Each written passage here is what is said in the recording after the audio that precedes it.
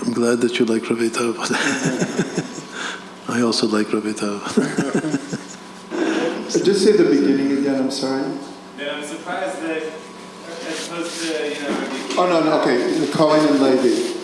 Yeah. Okay, so the question is... in general, like, that he's the Okay, so the question is, the Rav explained that there's a deep connection between Moshe Rabbeinu and Rabbi Tarfon.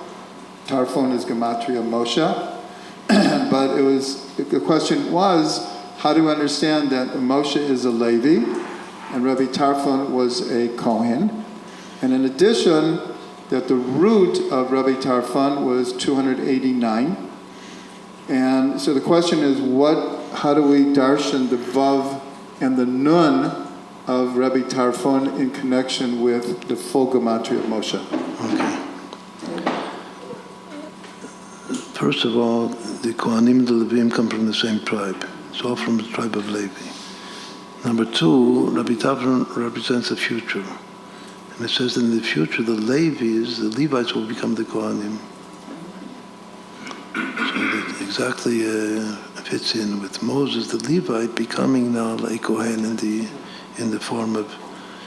person of Rabbi Tarfon.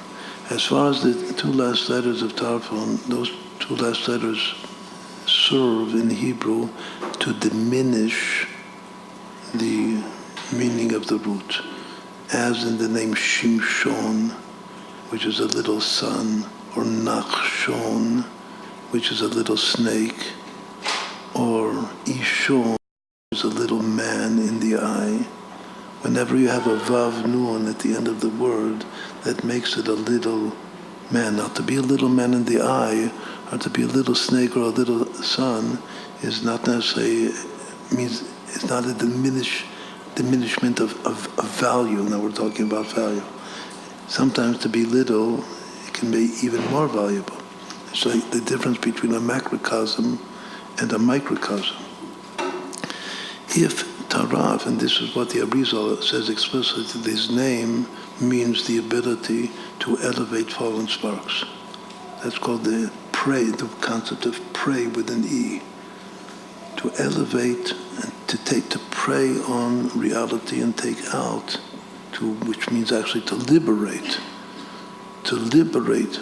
He's a liberator, Rabbi Tarfon, to liberate fallen sparks. So if these two letters mean implied diminishing, what it means is that it's just like when we search for the chametz on Erev Pesach with a candle. So we search in all of the little places that we wouldn't necessarily find even in daylight. We search for the sparks that have fallen in the smallest, in the microcosm, not in the macrocosm. And it's much harder to liberate the fallen sparks in the little than in the big. So to say it in simple words, in English, Tarfon means the ability to liberate fallen sparks in the small,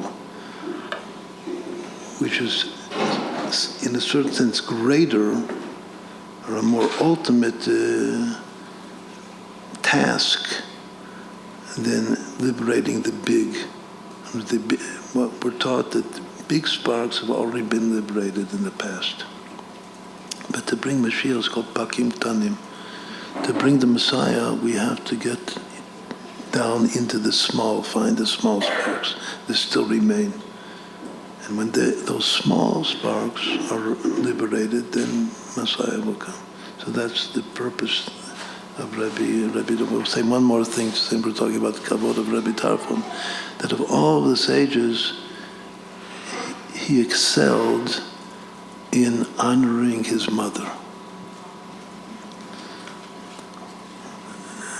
This is one of the most important stories about Rabbi Tarfon in the whole Talmud.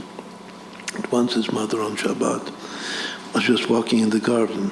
She had a garden. She was walking in her garden, and her shoe tore. And you can't fix it on Shabbat. So what did Rabbi Tarfon do for his mother?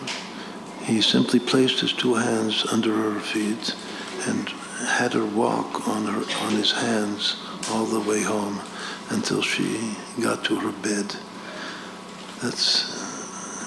There's a continuation of the story also, but that's one of the famous stories about Rabbi Tarfon that excelled in honoring his mother. So, mother relationships, he's the one to do any tikkun if you need any tikkun. To connect with Rabbi Tarfon.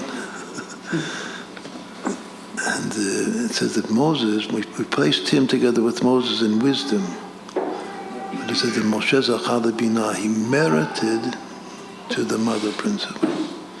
So the fact that he merited to the mother, we can darshan that and relate that to Rabbi Tarfon, that he had special kavod for his mother.